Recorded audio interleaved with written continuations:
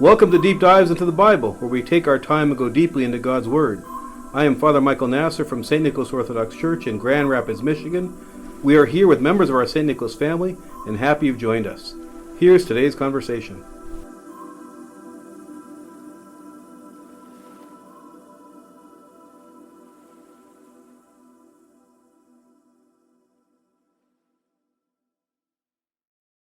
Verse 57. Mm-hmm. So this is interesting. Again, things we could have never planned if we tried. This coming Sunday is the Sunday, we often call it the Sunday of the myrrh-bearing women, but the longer title is the myrrh-bearing women along with St. Nicodemus and Joseph of Arimathea, because all of them were involved in the burial of Jesus. And it was the myrrh-bearing women who go back to the tomb to complete the preparation of the body, and that's when they discover that he's risen. So it's a little bit odd after the resurrection to go back and hear the gospel. What we're going to hear today, I think, is the gospel from Sunday. I'm not sure if it's from Matthew. I think it is. And it's always a little odd after the resurrection to be hearing about Christ dead in the tomb. So again, we're sort of bearing where we are liturgically. And the only comment I want to add to that is that the resurrection is, let's say different. The crucifixion, along with the resurrection, is the defining event for the world of God's actions, going all the way back to the time of Genesis, pointing us to his second coming. And for us, it's the central action of our salvation. So hearing this in the light of the resurrection is always, I think, a good thing. It helps us understand the whole event, the meaning. And, sometimes like when we walk through Holy Week, we should focus on all the events that happen, but never pretending that we don't know where the story ends. And knowing the story of the crucifixion from the perspective of the resurrection actually allows us to see the whole thing more clearly and completely. So this is a good time for us to be looking at this particular section. And we're getting close. I think this is the end of 27, right? Yeah, then we go into chapter 28, the end of Matthew's gospel. All right, so with that, would somebody read for us verses 57 to 66 in chapter 27? Now, when evening had come, there came a rich man from Arimathea named Joseph, who himself had also become a disciple of Jesus. This man went to Pilate and asked for the body of Jesus. Then Pilate commanded the body to be given to him. When Joseph had taken the body, he wrapped it up in a clean linen cloth and laid it in his new tomb, which he had hewn out of the rock. And he rolled a large stone against the door of the tomb and departed. And Mary Magdalene was there, and the other Mary, sitting opposite the tomb. On the next day, which followed the day of preparation, the chief priests and Pharisees gathered together to Pilate, saying, "Sir, we remember, while he was still alive, how that deceiver said, 'After 3 days I will rise.' Therefore command that the tomb be made secure until the third day, lest his disciples come by night and steal him away, and say to the people, 'He is risen from the dead.' So the last deception will be worse than the first." Pilate said to them, "You have a guard, go your way. Make it as secure as you know how." So they went and made the tomb secure, sealing the stone and setting the guard. Okay, so it says when it was evening. What evening is this? Good Friday. Friday. Yeah, so this is immediately after the crucifixion, but it's evening, so the sun either is setting or has set, and the Jews want the body taken down from the cross. So it's Joseph of Arimathea, who we haven't heard of yet. This is his introduction in Matthew's gospel. Other gospels identify him as I don't know if they call him a ruler of the Jews, or identify as he's a religious leader, but Matthew doesn't mention that. So he's along with those that were of the leadership and yet who were followers of Christ secretly, most of them secretly. So he goes to Pilate and he asks for the body, and Pilate orders it to be given him, and he wraps the body and lays in the tomb. So we're setting up for why the women go back, because the fact that he's laid the body in the shroud without preparation. Why? Because there's no time. So he's done this. That's why they're going to have to go back after the Sabbath is over and complete the preparation of the body, because there was no time to do it before the Sabbath begins. Sabbath begins at sunset on Friday going into Saturday. So Joseph takes the body, and where does he bury it? He says his own. It says it's his own new tomb. And I remember when we were talking about where Calvary was. We talked about it, that sort of rock quarry right outside the walls of Jerusalem. The area had been abandoned. I think we talked about that center stone having a crack in it, that it was the bone that the builders refused that became the headstone of the corner, fulfilling that prophecy. So anytime you abandon a place like that, what happens over time? Plants start growing. Yeah, stuff will grow. So you have this idea of it being a garden. A lot of us have had in our mind this idea of, maybe a manicured garden, or it was basically this quarry that had been overgrown. And then someone got the idea of, okay, let's use this now, because you have all these walls of this quarry. Let's use it for graves, for a cemetery. And Joseph had one of those. It was the one he had chosen for him, hewn in the rock, and sealed by that great stone that could be rolled over the door. And who's there watching? Mary Magdalene and other Mary. Yeah, so they know where this is. So when they go back after the Sabbath is over, they're going to be able to see where he is. So the next day, that is after the day of preparation, the chief priests of the Pharisees gathered before Pilate and said, "Sir, we remember how that impostor said, while he was still alive, after 3 days I will rise again." Now that verse, that quote, "after 3 days I will rise again," have we heard that before? We actually haven't. We heard after 3 days, what would Christ say he would do in 3 days? Rebuild the temple. Rebuild the temple. Which obviously they're taking to be rebuilding the temple that had took 46 years to build. But I think what's remarkable here is the chief priests somehow understood that to mean his resurrection. Because he says, after 3 days, I will rise again, which we never read. We never have Jesus say. Jesus says that to the disciples, right? They're going to take the Son of Man, they're going to arrest him, kill him, and then after 3 days, he'll rise. So either they're listening to the disciples, or the people that the disciples are listening to, or they understood that idea of rebuilding the temple, meaning the temple of his body. So even though it looked throughout the story like it was a surprise to everybody that Jesus both was killed, and then of course a surprise that he's risen, here are the chief priests saying, we remember this. This was his plan, and so we want to make sure that now that we've gotten rid of him, what's the first fraud? It says, or yours didn't say fraud, verse 64. Deception. The last deception worse than the first. What was the first one? He was the Son of God. Yeah, so he was talking about himself as the Son of God. People proclaim him as the Messiah. That's the fraud that the religious leaders wanted to do away with. And then the second fraud would be that now he's risen from the dead. So Pilate listens. He says, you have a guard. There's some manuscript difference there. Does yours have a footnote on that you have a guard? Does yours have a little note on it? Mine has a note that says some say, take a guard.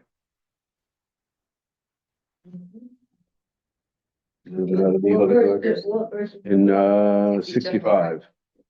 Is there no on the you have a guard? Mhm. Okay. So mine says there's manuscript differences. Some say you have a guard, some render it as take a guard. We know there were temple guards because those are the ones that came to arrest Jesus. So whether we are, he says you have a guard, meaning your temple guards, or take a guard, Roman soldiers. That's going to become the detail doesn't matter, but who the guards are will become a little more important because they're all going to be bribed after the resurrection to keep quiet on what they witnessed. So they went and made the sepulchre secure by sealing the stone and setting a guard. What's sealing the stone mean? Any idea what that means? When you seal something? Put a Roman imperial seal on it. Yeah, so a seal is kind of like when you seal, in the old days, they would seal a letter, right? And that would show that this letter has been opened. You put the drippings of the wax and you stamp. So they had a way of showing that it's sealed, it has been opened. I just heard about this, Pope Francis. They seal the place where he died to show that nobody's going in. And I don't know if they do wax and all that. I was just gonna say, what do they do? Yeah. What do they use? And what would they have used on this tomb? Some kind of seal with an imprint that is wax. Once it's hardened, it'll break, right? So there'll be evidence that this door has been opened. Our own son of St. Nicholas, Father Thomas Zane, is the Vicar General. Anybody know what his number one job as the Vicar General is? Something to do with sealing. Yes. I don't know. Any ideas? Seal the office of the metropolitan. Exactly. He died. So if the Metropolitan dies, it's the Vicar General who, as a married man, is not eligible to take the office of the Metropolitan. He goes and he seals the door. I have to ask Father Tom if there's actual wax or knowing Father Tom, it's not messy. It's something easy, but identifiable. Maybe there's a piece of tape or something. So you can't get in it. Yeah, the idea is that there's evidence that this door has not been opened. Okay. Yeah. Now it's not going to matter in this case because the door will be opened, and that's part of what these leaders are trying to avoid is the idea that if his body is missing from the tomb, the door is open. Seal was broken. Right. Someone exactly. was in there. Exactly. And then they're going to go and tell everybody he rose from the dead, and the last deception worse than the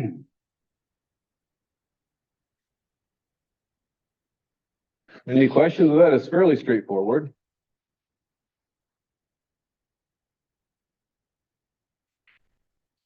A couple quotes from this. This is from St. John Chrysostom. And he's commenting on what the religious leaders are saying to Pilate. He says, note carefully the disciples' love of truth. They do not conceal from their reader what was said by their enemies. They call Jesus an impostor. Note the contrast between the savagery of the authorities and the simple and truthful disposition of the disciples. Not even at his death did the authorities surrender their anger. So the way that the account reads, if you wanted to just tell your side of the story, you wouldn't include, let's say, the accusations of the detractors, right? I think a good example. You wouldn't even talk about that as a possibility, right? When there's, blanking on an example. It'd be just your side. Yeah, you'd only Your present side your of the side. story. Exactly. So what he's saying is they're presenting both sides. Matthew, the apostle, the disciple, the writer. Matthew is saying, here's the other side.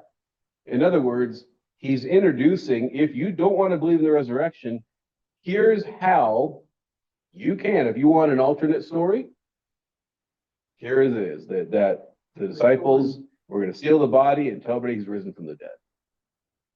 So Matthew's not going to give us so set a version of it that we can't, that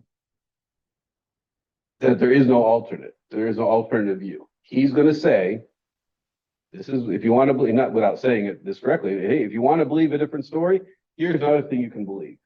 And he's including that in his story. He could have, well, let's not talk about that. Let's not introduce the idea of a way not to believe in the resurrection. He's actually bringing it out. Yes. So Joseph put him in the tomb. Mhm. He sealed it, Um, or did the guard? let's see. Just says they, so probably the guards. Okay, so then he left, Yeah, but he didn't come back with the women? no, Why? we don't know. Maybe that's what the women normally did. I'm not sure. Because you think, that he just did his part and, you'd think he'd go back. Yeah, I don't know. I don't know if that's not something that men typically did. I'm not sure. So that, But why does it need a man for the job that he's done before that even? What was the first part of what Joseph does? carry the body and wrap. Get the body off the cross. He did that. So you have a full-grown man nailed to the cross. You've got it. That's not an easy thing to do, right? No offense to any of the women, but this is going to be heavy, hard, brutal work. So this is Friday. Yeah. Saturday, the chief priests go to Pilate. And it's, so Friday night, there are no guards. The tomb is by itself. And then on Saturday, they put the guards at the tomb. Yep. And then the myrrh-bearers go Sunday morning. Yep. And I forget where it was in one of our hymns on Pascha. It talked about how it really was the Sabbath plus a few hours on each side that Jesus is dead in the tomb. Because the Sabbath begins sunset Friday going into Saturday. And depending which gospel, according to Matthew, I think it was at 3:00, the 9th hour that he dies. Is that correct? Let's see. Pretty sure he's crucified from the 6th to the 9th hour. Yeah. All right. So 3:00. So he's dead on Friday from 3 to like 5 or 6 till the sun sets. All day Saturday, sunset to sunset. And when do the women go to the tomb? Sunday morning. When Sunday morning? Early, which we're about to hear while it was still dark. Because of those guards. Well, they couldn't go on the Sabbath. You can't do work on the Sabbath. So then that ends. So they could have technically gone sunset Saturday night, but for whatever reason, they're going a little bit later, but it's still in the night. It's still dark. I think Matthew tells us. We'll get to that in a second. So this doesn't say here, so Jesus died. What's happening between Friday night, Saturday with Jesus? He goes down. So Matthew doesn't say anything about it. In fact, none of the disciples talk about it. The Gospels don't even document the resurrection. We'll get to that in chapter 28. It's just like with the crucifixion. Remember when it was leading up to it? And then it was after they had done it. Mhm. He doesn't skip the fact that it's happened, but he's not going to say, and then they nailed him to they don't even mention it. What we're going to see when we finish this chapter, go to the next one, is by the time we hear anything, it's already happened.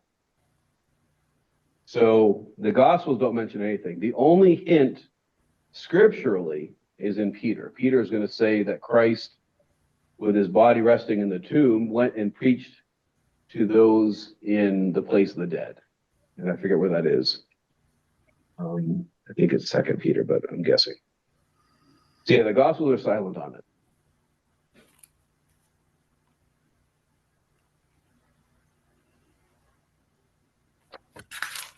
Before we get into 28, anything left on 27?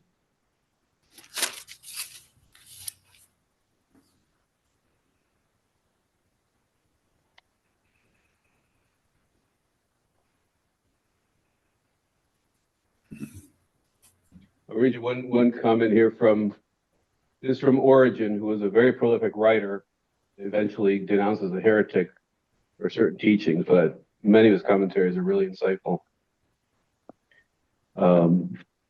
He says, "What did you say, chief priest? Do you really think that Christ said to his men, after 3 days I will rise again, and then secretly commanded them to steal his body during the night and to tell everyone that he had risen from the dead after 3 days? Yet it is manifestly incredible that after giving such a great moral instruction to all peoples and after demonstrating such great power throughout all of Judea, he would then turn and deceive his disciples. Even they would find fault with their commander and therefore refuse to do his bidding, most especially in view of the danger which would have threatened them from the people if they had confessed the man just crucified to be both their teacher and the Messiah.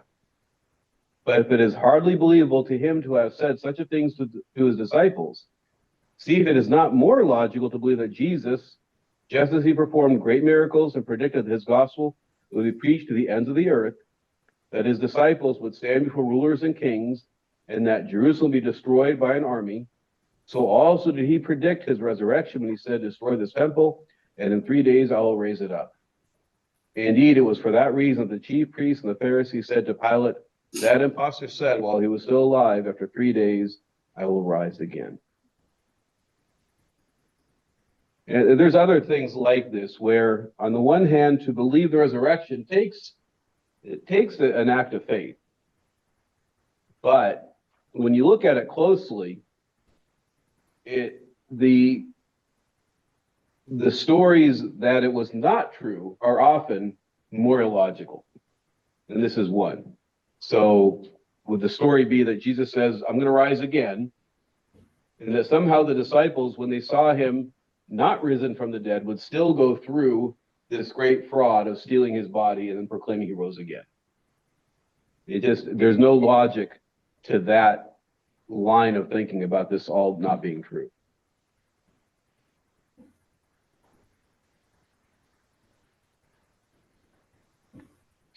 So when he rose from the dead, he was in the tomb. The tomb was secure with a stone and a guard. Yep. And at that point, he didn't go to heaven. He didn't go to heaven until ascension, right? Right. Okay. So he just rose from the dead and was back on earth. Yep. Well, his body never left. It was his soul that left. That in our theology, not so much in the Gospels, his soul goes to where all the dead go, the place of the dead. And that's where our icon that we often label the resurrection really isn't the resurrection. It's Christ in Hades, in the place of the dead, preaching to the dead and breaking open the bonds of death. So not with his body. No. Well, see, in the ancient mind, Hades, the place of the dead, was they didn't think like we think. We think theologically or spiritually. They're coming out with a new movie on the Odyssey. The Odyssey, what is his name? Who's the guy in the Odyssey? Yeah, goes to Hades. How does he get there? He goes into a cave.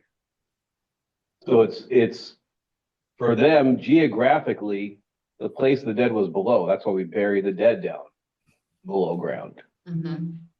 And where's heaven? Heaven is that sky that we see above. You know, we've spiritualized things. It's not a wrong way of thinking. But for them, they wouldn't necessarily see it as his body was here and his soul went there. They put him in the ground. So he's underground is the place of the dead. That's how they would have seen it. There's actually a place near Naples, Italy, where they got like a hatchway on a cave and they'll open it and you can go down to Hades. You crawl down. That's where they believe the ancients thought was one of the entrances. So Oh, really? I've been there and I came back. So I don't think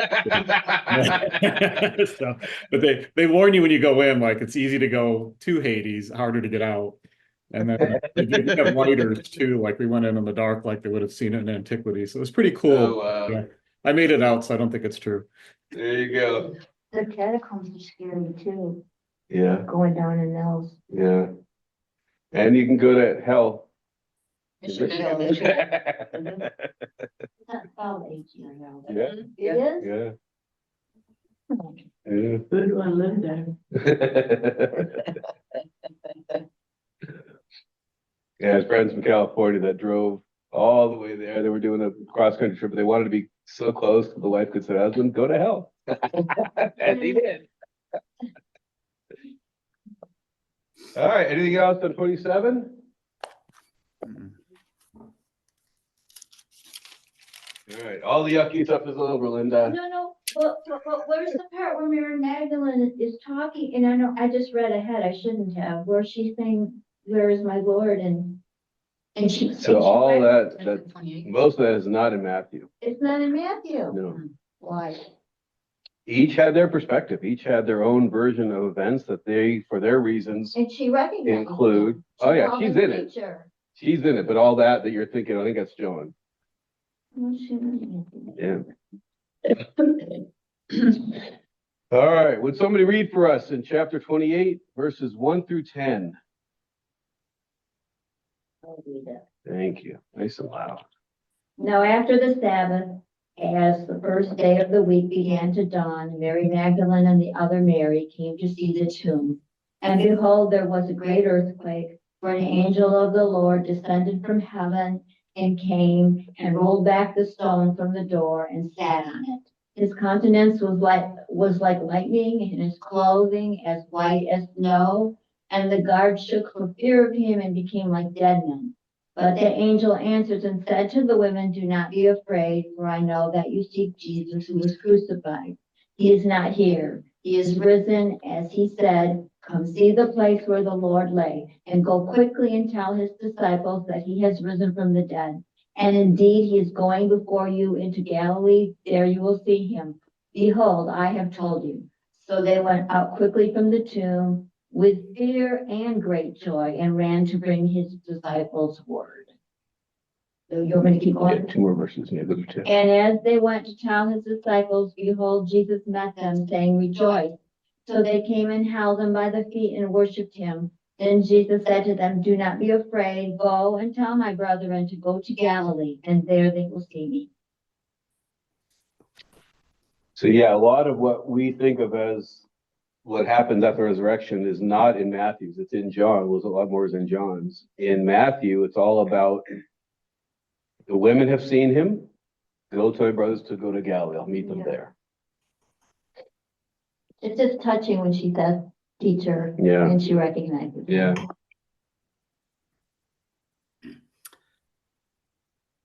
I have a question. Yes.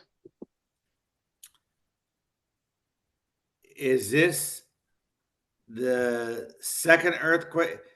There was an earthquake at the time Christ actually passed, correct? Right. Correct. Is this the same lingering earthquake, or is this a new earthquake?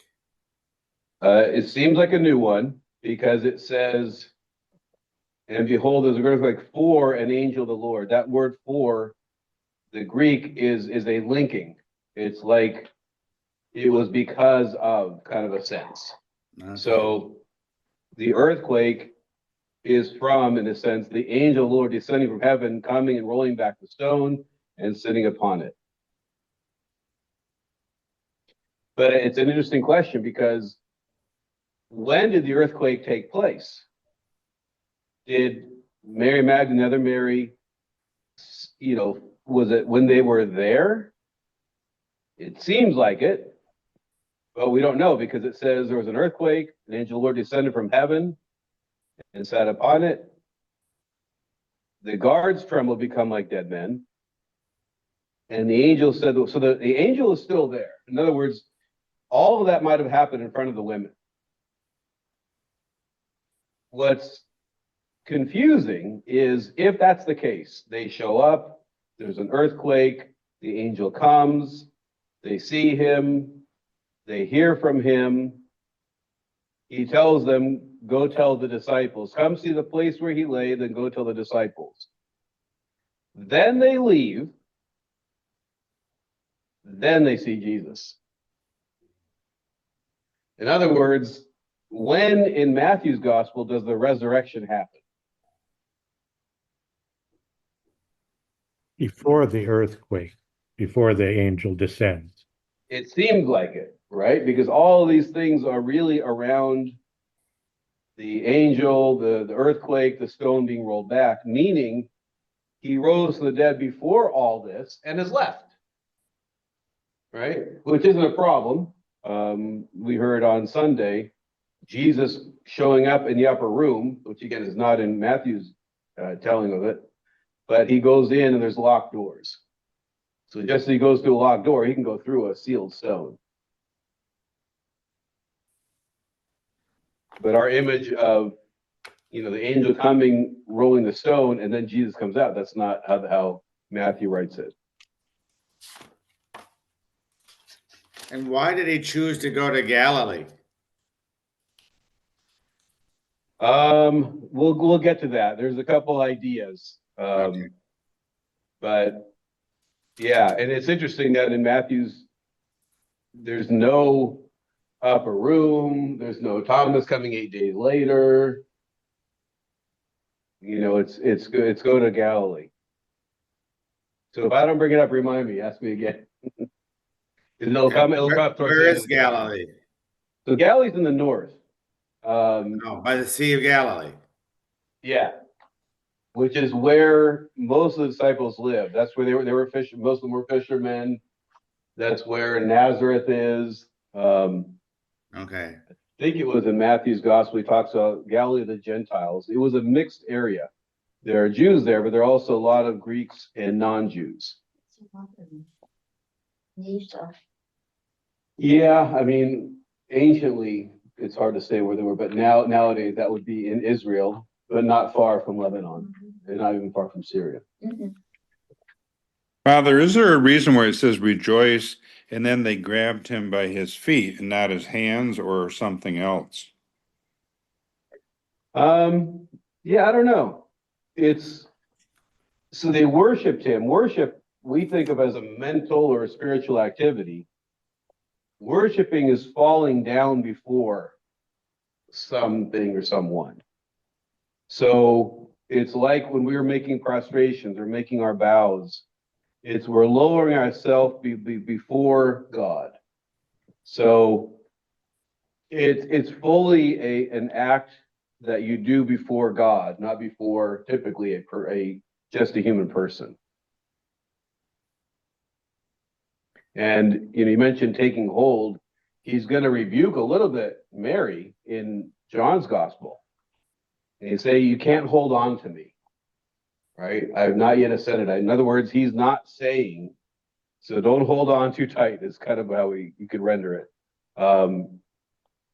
So there, I think one of the main points is they are recognizing, and now they're going to go share their belief in Christ as the risen Lord who is God's divine Son, right? This is an act of worship, fitting for God. We're going to see that the disciples aren't quite as clear-cut in their reception of the news. Well, and I'll bring this up now, I was going to bring it up later. A lot of people will say, well, the women got to see him risen from the dead. They got to see him rise.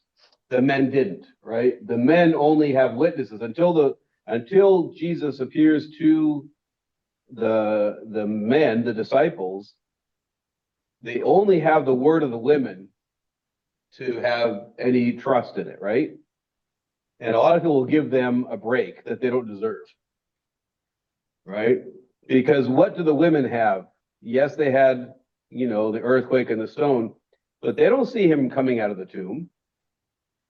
Right? They hear the news from the angel. They go quickly, departing from the tomb with fear and great joy. They have both. And they're running to tell the disciples. And that's when they see Jesus. And all he says is rejoice. And they come up and they take hold of his feet, they worship him. You're going to see how the disciples aren't as pure in their response as the women were. And I think part of that is that as much as we would say, well, if I was there and I saw him risen, oh, I would believe much more than I do now. They were chastised for not believing when they heard. In other words, they should have waited till they saw, what John is going to bring out in the gospel we had on Sunday. He's going to say, bless those who have not seen and yet believe, because the typical experience of the Christian throughout history is to have heard the news but not seen themselves. Only very, very few are going to see him themselves. And he's saying that's not the standard for believing. It's not seeing and yet believing. That's the standard.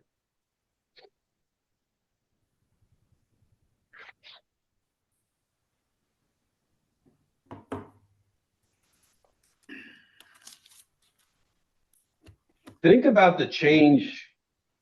Well, let me at least start the question. Look at verse 8. They depart quickly from the tomb with fear and great joy. Those things don't seem to go together very well. Here's a note in the study Bible. Yeah. It says the earthquake is a sign of Jesus' great victory over death, pointing to the general resurrection. Neither the earthquake nor the moving of the stone expedites Jesus' resurrection. They are signs for the benefit of the women and the soldiers. Mm. Yeah, that makes sense because it had already happened. It wasn't like those things, were part of the actual resurrection. Those are that's a great point. That's a sign for them. It wasn't like it was needed for, we think of the angel coming to roll back the stone and Jesus comes out, but he had already come out. He needed that stone removed. Which is interesting. If you follow Matthew's logic, as he's told the story, what would have been, if the women didn't show up that morning, what would have been the state of that stone? Would it still been, that have been rolled away? And sealed. It was rolled away just for women. Yeah. So in other words, the belief in the resurrection doesn't need that stone rolled away, doesn't need the seal broken. We could have just had a stone rolled across, still sealed, and the proclamation of the gospel, and we would have still been called to believe that just as much. Is that, what's the stone going to do to hold back the risen Christ? Well, And I think, yeah, go ahead. well, in fact, also, you have to remember in one of the other gospels, some of the other women disciples were coming on their way to the grave to prepare the body and said, "Who will roll the stone away for us?" Right. So the point is that the stone would have still been there had Mary Magdalene and the Theotokos not been there first. Right. Yeah. They were expecting to find it still sealing the tomb, still, closed. And they hadn't thought about how are we going to get this stone open. They just knew what they had to do and they were going to do it. It didn't stop them from going. Right.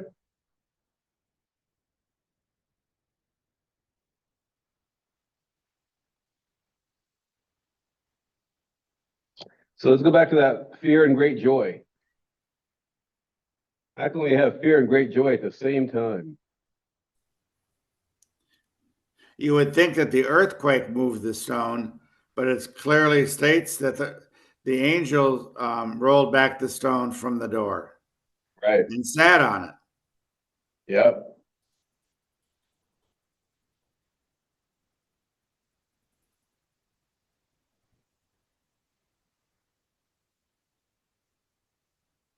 Well, let's take the easy one first. Why are they joyful?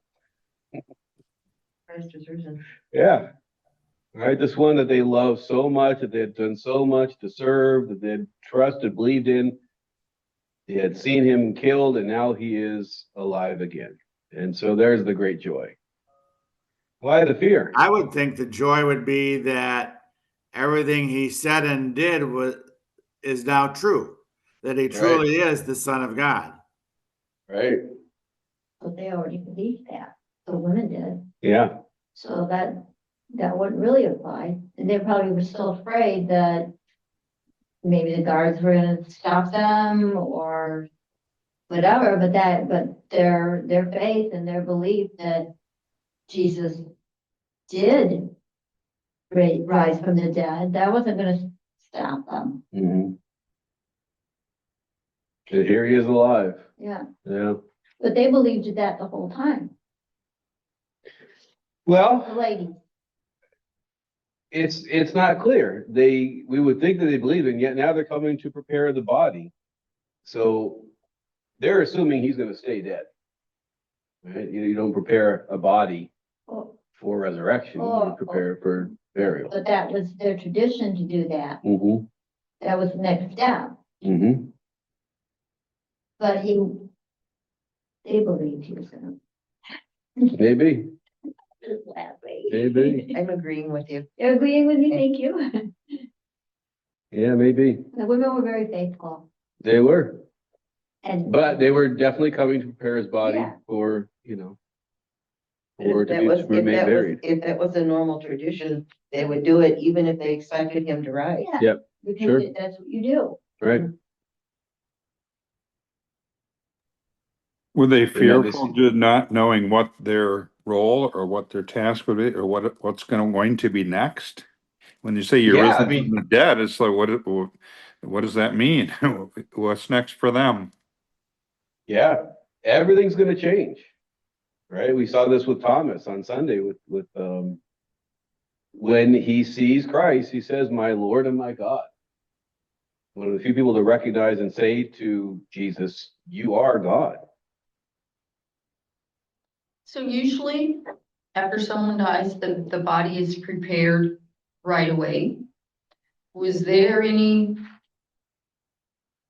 rules, I guess, I mean, they could have gone Saturday instead of Sunday, Saturday is the Sabbath. so they don't do anything on Saturday. Right. Okay. Yeah. Okay. Yeah. You asked earlier, why the man? I just thought about this. I wonder if it was forbidden for a man to touch a dead body. Why? It was part of their Jewish law of cleanness and uncleanness. You don't touch a dead body. But a woman can? Oh, there was very strict differences what the men and the women were allowed to do. Yeah. In the temple, you have the court of the women because they can't go into the inner court where the men were allowed to go. Yeah, it was a very big difference.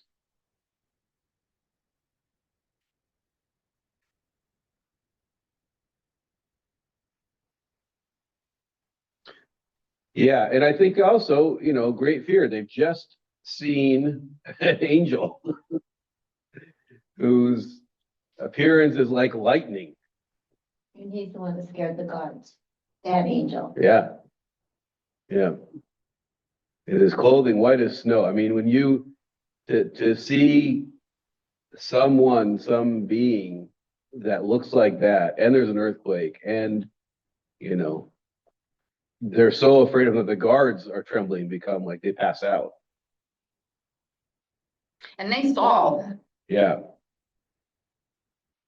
And the angel recognizes what their reaction is going to be, because his first statement is, "Do not be afraid."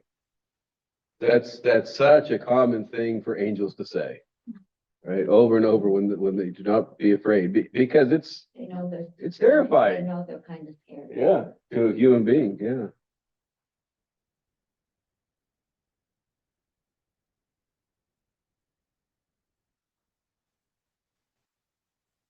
So lots of reasons for joy and lots of reasons for fear. And I think it's good for us to see that sometimes we can have both at the same time. Is this really true? But I'm so, overjoyed. What's this going to mean? This is so strange and unusual, all kinds of things that they could be thinking and feeling. Father, in the other thing that I think goes unnoticed sometimes when you see the icon of the resurrection, or where the inside the tomb and the shroud or the linen is wrapped still, and it hasn't changed, it's not been ripped. So do they see that at that point in time, or is that later that the women see that? So Matthew doesn't recount that. I forget which one talks about that. When Peter and John run to the tomb, I don't think it's in Matthew. I know we talked in one of Charlie's classes, the significance of that, and because if you're thinking of someone raising, coming out from the dead, that the linen he was bound in would have been ripped if someone were to take him Wasn't out. it folded or something? Yeah, I forget which gospel it is. Maybe Charlie remembers, but it was folded, and then the cloth on his head was rolled to a place by itself, which basically, not to be too sort of normalizing this great miracle, Jesus made his bed. He raises from the dead, and then he folds up everything nice and neat, and he rolls the little cloth, and it's not like either you'd imagine with just this being this wild event, or it's not what you would do if you're trying to, like, if the story you're going to tell is that he rose from the dead, him folding the cloths just doesn't seem to, like, but that's how they saw it. Yeah, I think it is in But they took John's his time. gospel. Is it John? I think it's in John's gospel where he um, makes the details of the resurrection, and you have to contrast that with when Lazarus was raised from the dead. He was called out of the tomb. He was still wrapped in the grave clothes, Right. as Rob was mentioning. The Lord's grave clothes were still on the stone where he was laid, and so Right. he did not have to be unwrapped from that. Right. In John 20, What does it say? the John 26, then Simon Peter came following him and went into the tomb, and he saw the linen cloths lying there, and the handkerchief that had been around his head not lying with the linen cloths, but folded together in a place by itself. Then the other disciple who came to the tomb first went in also, and he saw and believed. For as yet they did not know the scriptures that he must rise again from the dead. Yeah. Jesus had said it many, many times. So in Matthew's gospel, and we won't get to this week, but this idea of going to Galilee, we have it not once but twice. First, the angel says, he's going before you to Galilee, there you will see him. Then Jesus says, do not be afraid, go to my brethren, go to Galilee, there you will see me. And we'll talk about that next week, God willing, because Galilee there's a reason why Galilee, he's going to go to Galilee. And again, does that mean that he didn't go to the upper room and have all the John recounts? No, it's just not. Matthew is telling a story in the way that Matthew wants to tell it, because Matthew has like any storyteller, has goals. He wants his readers to understand certain things, be moved by certain things, and we'll see. So make sure we talk about that, Alan, if I forget next time.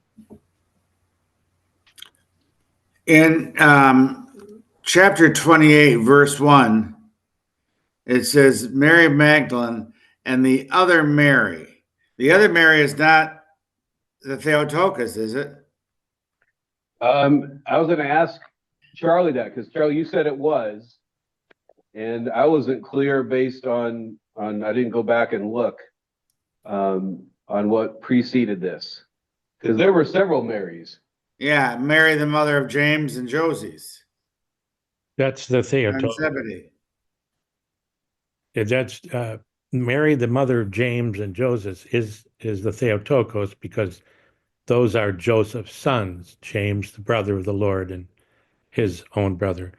So they refer to her as the other Mary in some of the in the gospel here, but it is the commentators say that is the Theotokos. That's in the footnote too for chapter 27, verse 56, Alan. It says Yeah, that. I read that, but now that what Charlie just said, now that makes sense. Okay. Yeah, and in Matthew's gospel, the fact that he refers to the Theotokos as the other Mary, Mary, yeah. he's the other one. There's Yeah. this one, and then there's the other. But in Matthew's just sounds gospel, like kind of odd that he referred to her as the other Mary and not just say Mary, the mother of Jesus or something. right. And I think you're going to see John treat her differently because John has a different relationship with her. Remember from the cross in John's gospel, behold your mother. So John is, when he's writing his gospel, will have a much different perspective on the Theotokos than Matthew will have. Who is Mary Magdalene in Matthew's story? I know we haven't talked about her very much, but in general, what is her role in the story? If you had to say who was she was a what? Prostitute. But then after, what happens? Oh. Although whether she's a prostitute is debatable, but she was Faithful, I would say faithful. Yeah, she's a woman disciple, and she's going to be shown to be much more faithful than the men. So throughout the story, you don't have her making the same mistakes that the other disciples make. So in Matthew's gospel, you could say Mary Magdalene and the other Mary, because in Matthew's gospel, Mary Magdalene plays a very specific role that, in a sense, gives her, what do you call it, top billing, right? The Theotokos is not a main character in Matthew's gospel. Not like we're going to see, for example, in Luke's. In the book, The Life of the Theotokos, Mary Magdalene is mentioned many times. She came from a wealthy family, but she had kind of like mental issues. Never once did they say she was a prostitute. No. But once her parents died, she gave all her money to the poor people, and she traveled with the Theotokos and John on the different places they went. So she had been. Jesus cast out 7 demons. Yeah, That's demons. right? That's what I meant. Yeah. But I didn't know. Yeah. Yeah.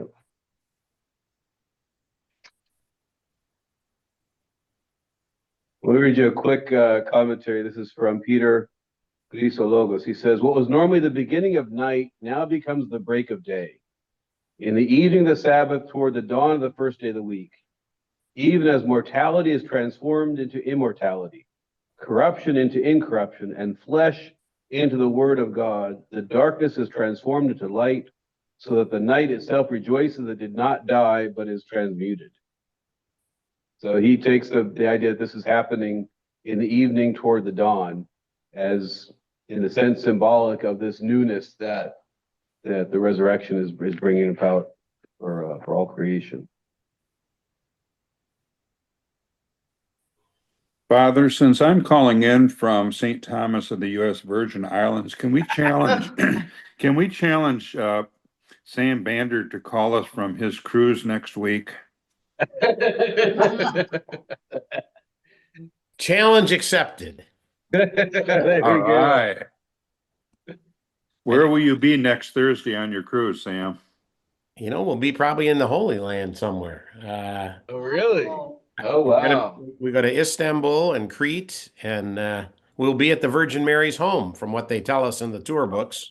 Oh, wow. Oh, you'll have a lot of stories to tell us when you get back. I'll send Actually, we go to Naples too. I missed what Michael said about a hole that he went down into. The cave to Hades. Check it out. I thought they're known for pizza. That too. Watch your wallet though. A lot of pickpockets. Yeah. All right. God bless everybody. Christ is risen. Truly is risen. Nice to hear Bye, everybody. Bye, Alan, when are you coming back from Florida? Tuesday.